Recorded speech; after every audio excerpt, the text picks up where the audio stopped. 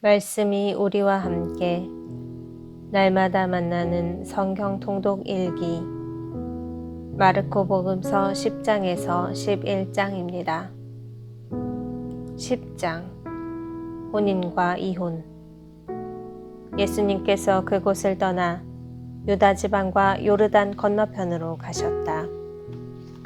그러자 군중이 다시 그분께 모여들었다.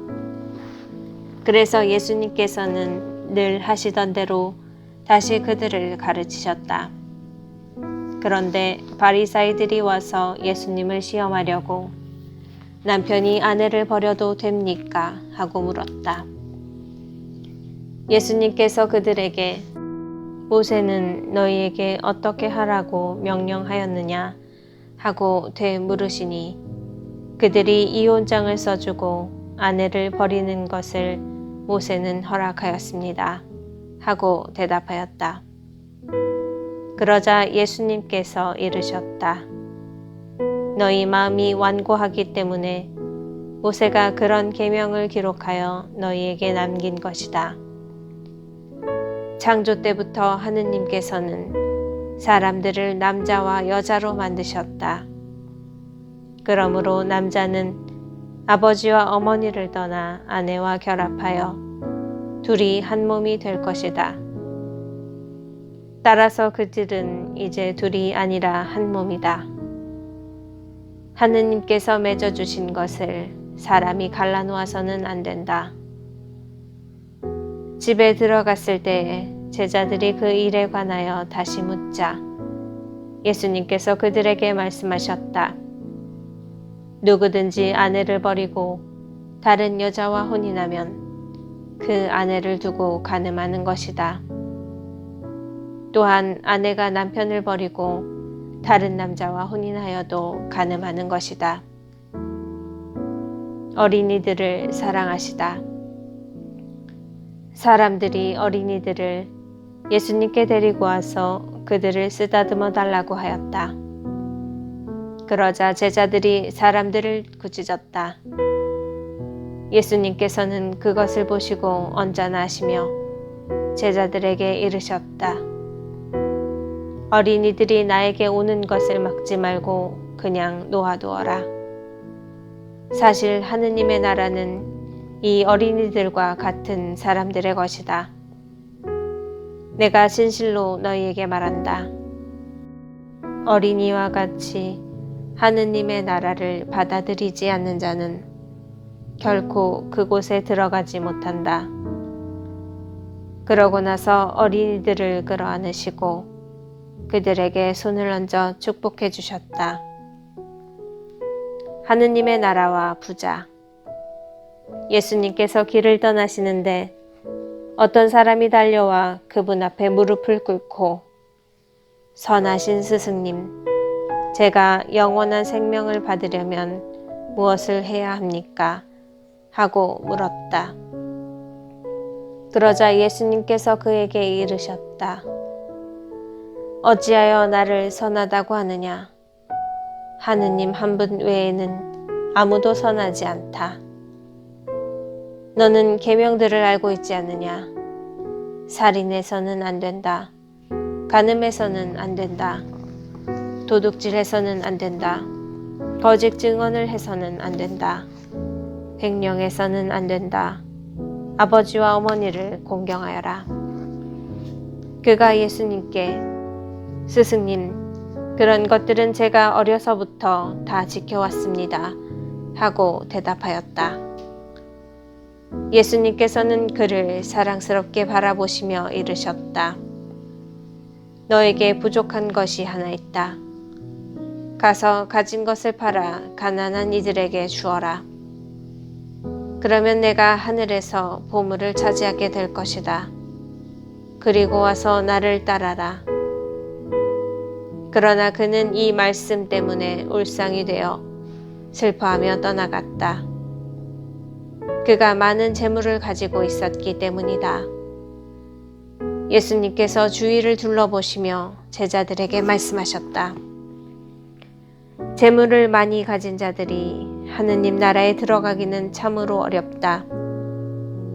제자들은 그분의 말씀에 놀랐다. 그러나 예수님께서는 그들에게 거듭 말씀하셨다. 얘들아, 하느님 나라에 들어가기는 참으로 어렵다.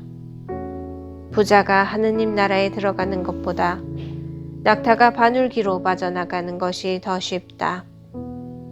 그러자 제자들이 더욱 놀라서 그러면 누가 구원받을 수 있는가 하고 서로 말하였다.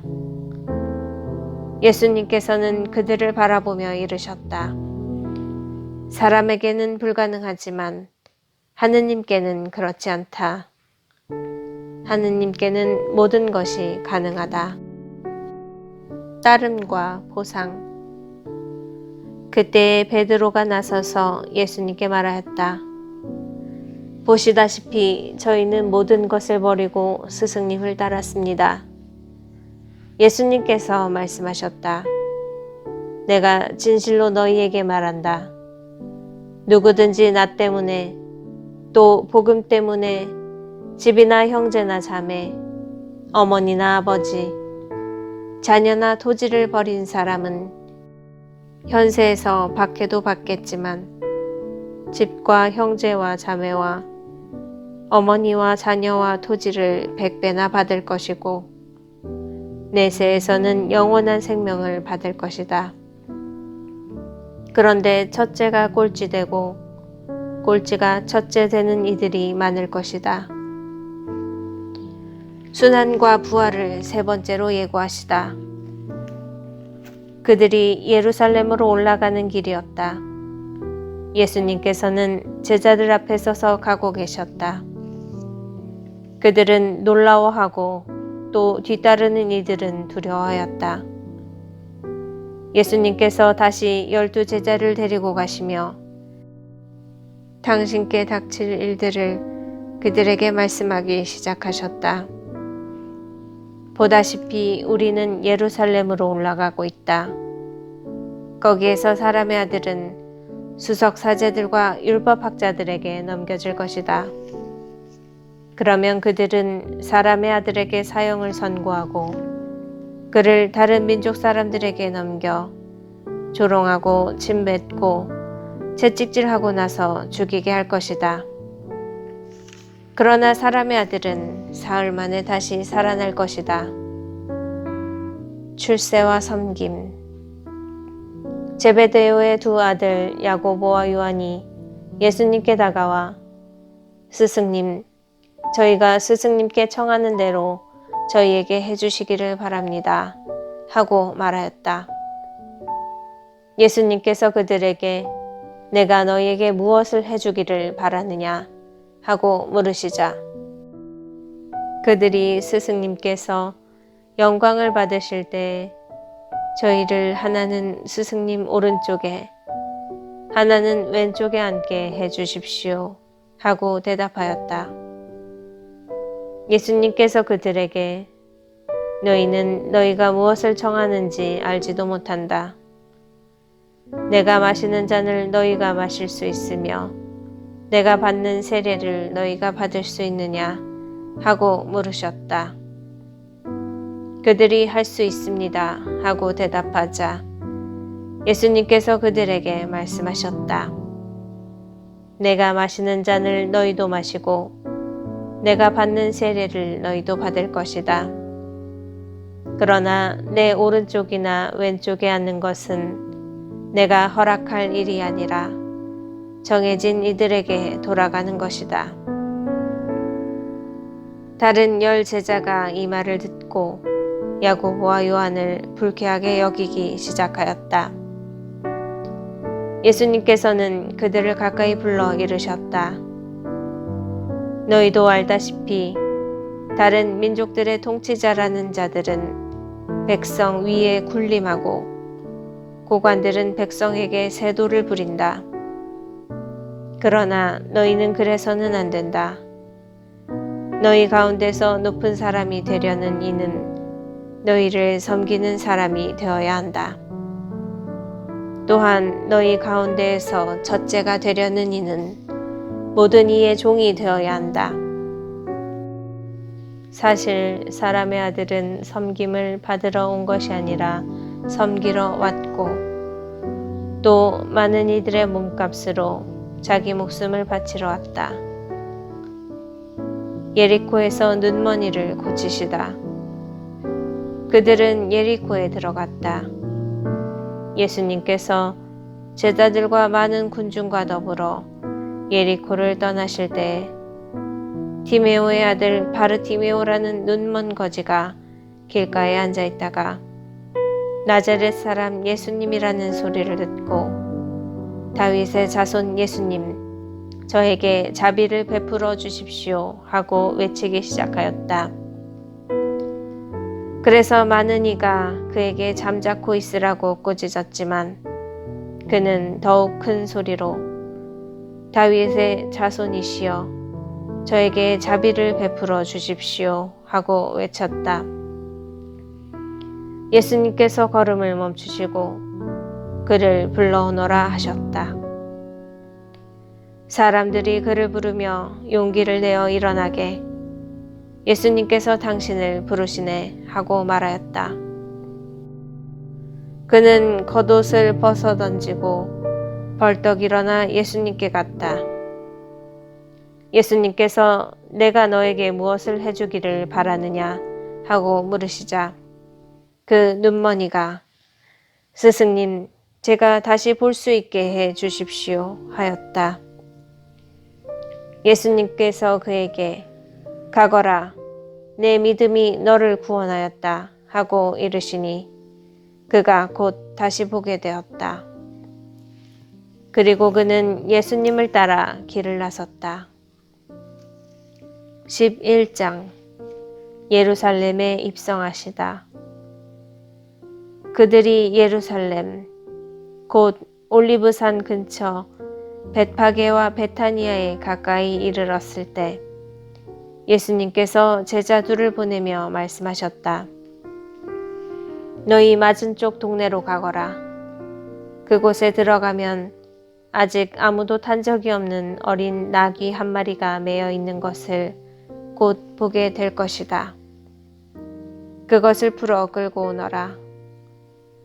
누가 너희에게 왜 그러는 거요 하거든 주님께서 필요하셔서 그러는데 곧 이리로 돌려보내신답니다 하고 대답하여라. 그들이 가서 보니 과연 어린 나귀 한 마리가 바깥 길 쪽으로 난 문 곁에 매여 있었다. 그래서 제자들이 그것을 푸는데 거기에 서 있던 이들 가운데 몇 사람이 왜 그 어린 나귀를 푸는 거요 하고 물었다. 제자들이 예수님께서 일러주신 대로 말하였더니 그들이 막지 않았다. 제자들은 그 어린 나귀를 예수님께 끌고 와서 그 위에 자기들의 겉옷을 얹어 놓았다. 예수님께서 그 위에 올라 앉으시자 많은 이가 자기들의 겉옷을 길에 깔았다. 또 어떤 이들은 들에서 잎이 많은 나뭇가지를 꺾어다가 깔았다. 그리고 앞서가는 이들과 뒤따라가는 이들이 외쳤다. 호산나, 주님의 이름으로 오시는 분은 복되시어라. 다가오는 우리 조상 다윗의 나라는 복되어라. 지극히 높은 곳에 호산나. 이윽고 예수님께서 예루살렘에 이르러 성전에 들어가셨다. 그리고 그곳의 모든 것을 둘러보신 다음 날이 이미 저물었으므로 12제자와 함께 베타니아로 나가셨다. 무화과 나무를 저주하시다. 이튿날 그들이 베타니아에서 나올 때에 예수님께서는 시장하셨다. 마침 잎이 무성한 무화과 나무를 멀리서 보시고 혹시 그 나무에 무엇이 달렸을까 하여 가까이 가보셨지만 잎사귀 밖에는 아무것도 보이지 않았다. 무화과철이 아니었기 때문이다. 예수님께서는 그 나무를 향하여 이르셨다. 이제부터 영원히 어느 누구도 너에게서 열매를 따먹는 일이 없을 것이다. 제자들도 이 말씀을 들었다. 성전을 정화하시다. 그들은 예루살렘으로 갔다. 예수님께서는 성전에 들어가시어 그곳에서 사고팔고 하는 자들을 쫓아내기 시작하셨다. 관장장들의 탁자와 비둘기 장수들의 의자도 둘러 엎으셨다.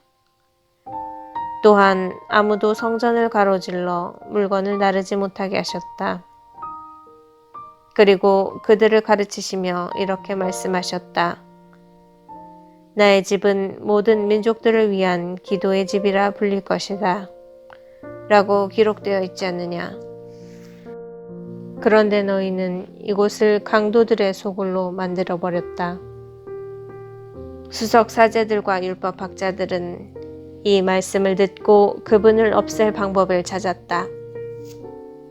군중이 모두 그분의 가르침에 감탄하는 것을 보고 그분을 두려워하였던 것이다. 날이 저물자 예수님과 제자들은 성 밖으로 나갔다. 말라버린 무화과 나무의 교훈. 이른 아침에 그들이 길을 가다가 그 무화과 나무가 뿌리째 말라있는 것을 보았다. 베드로가 문득 생각이 나서 예수님께 말하였다. 스승님, 보십시오. 스승님께서 저주하신 무화과 나무가 말라버렸습니다.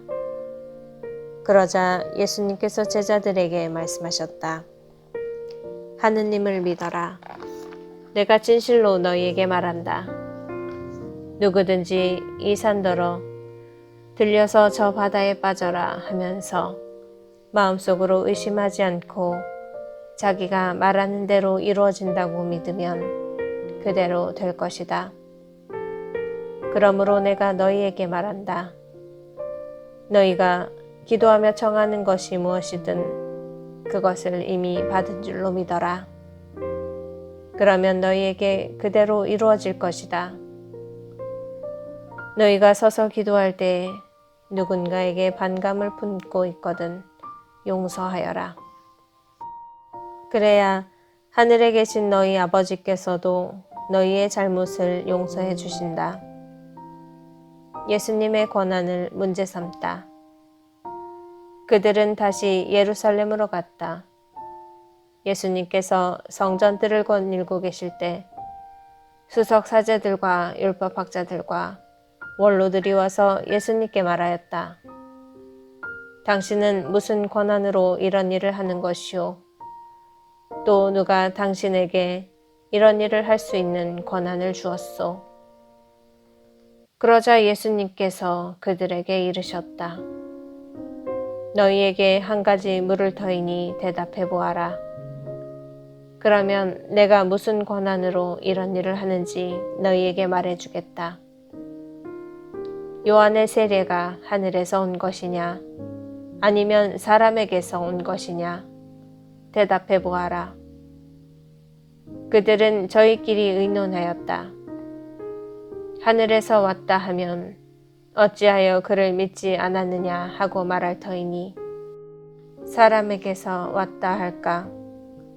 그러나 군중이 모두 요한을 참 예언자로 여기고 있었기 때문에 군중을 두려워하여 예수님께 모르겠소 하고 대답하였다. 그러자 예수님께서 그들에게 이르셨다. 나도 무슨 권한으로 이런 일을 하는지 너희에게 말하지 않겠다.